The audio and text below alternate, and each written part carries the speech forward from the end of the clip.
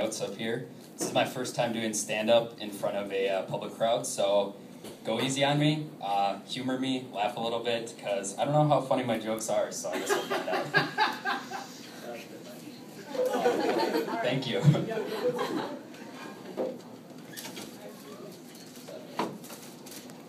Alright, so I guess before I start, I should ask, any fans of Seinfeld here tonight? Anybody? Alright. Anybody not fans of Seinfeld? Alright, great. I'm going to give the people who aren't fans of Seinfeld a warning. These are very Jerry-esque jokes, so that might not really, flow with you or whatever, but here we go. So I haven't flown in a while, and part of that, it's nothing to do with the TSA or security or anything like that. Part of why I don't fly is because of the food. And, you're thinking about airline food, the last thing that you want to do is coop all the people up in the plane, and that includes the area, and then give them all some, really bad steak. I don't know if anybody ever seen the movie Airplane or anything like that, but, I like to avoid those situations. But, what's even funnier than that is that I got this message from a friend the other day where he said, he forwarded me this article. And it was an article about, I don't remember the airline or anything, but some guy evidently found a needle in his sandwich on an airline. And I was just thinking, like that stuff wasn't trying to kill you already. All right, great, thank you.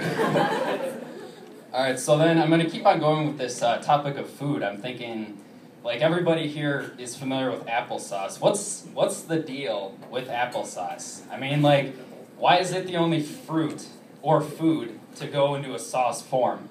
When you buy grape applesauce, it's grape applesauce. It's not grape sauce, it's grape applesauce. Or when you buy pears, I'm gonna call it pear sauce, but when you buy pear applesauce, it's pear applesauce, not pear sauce. I don't really get that very much. Keep on going with the, food's a pretty funny thing. I like food, I like thinking about it, I like talking about it. Just spent 2 days working on jokes about food, so I kind of know what I'm talking about here. But I was thinking club sandwiches. I love a club sandwich. Turkey, lettuce, some tomato, throw some bacon on there. That's a good sandwich for me. But I was thinking, club sandwiches. What's up with that name? Are these sandwiches, going out to clubs and listening to house music and just dancing and grinding on each other? I don't know if sandwiches do that. But with sandwiches, I'm from Waukesha, which is 2.5 hours away from here, kind of in the Milwaukee area. Anybody know where I'm talking about? Yeah. Waukesha! All right, good. So there's this deli in downtown Waukesha. It's the Rochester Deli. It's kind of my favorite spot to go for a good club sandwich. But the other thing about Waukesha is it's notorious for having really bad roads. Potholes are all over the place. You can't really drive anywhere in Waukesha without running into a pothole, and I was kind of thinking, what's up with the name pothole? When's the last time you saw somebody using one of those as a pot? There's not just some bum cooking up soup in a pothole. Oh, I just thought that was pretty funny. Some guys out there stirring his soup, using it as an actual pot. Yeah. Yeah, food's pretty funny stuff, and you know what else is funny is where you go to buy food. You think about different places you go, restaurants. There's Pizza Hut. I always thought that was kind of funny because why would I buy my pizza from a hut? Have you ever tried pizza that you've gotten from a hut, or have you ever tried making pizza in a hut? It doesn't work out too well. Names of stores kind of go along with this. It's a pretty funny thing. I think Radio Shack is kind of funny because they've tried kind of calling themselves the Shack in recent years, and I think that's kind of weird, because why would you want to be associated with a shack? That is the last place that I would go to buy a radio.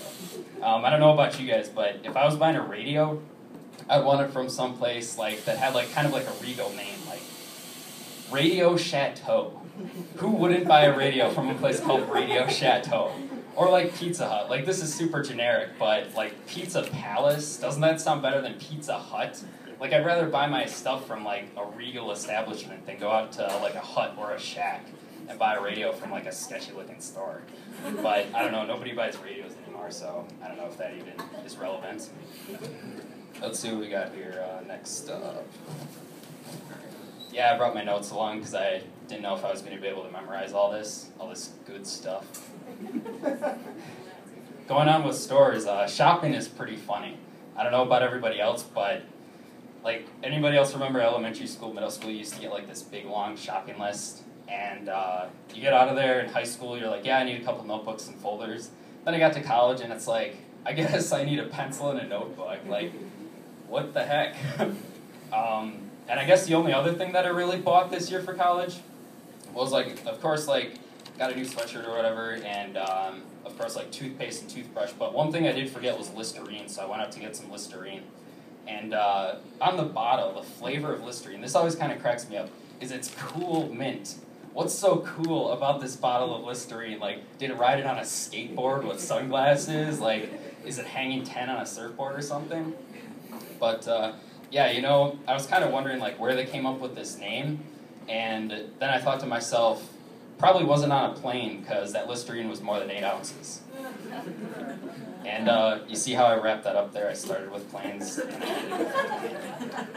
So, yeah, there's my stand-up set for tonight. Thank you, guys.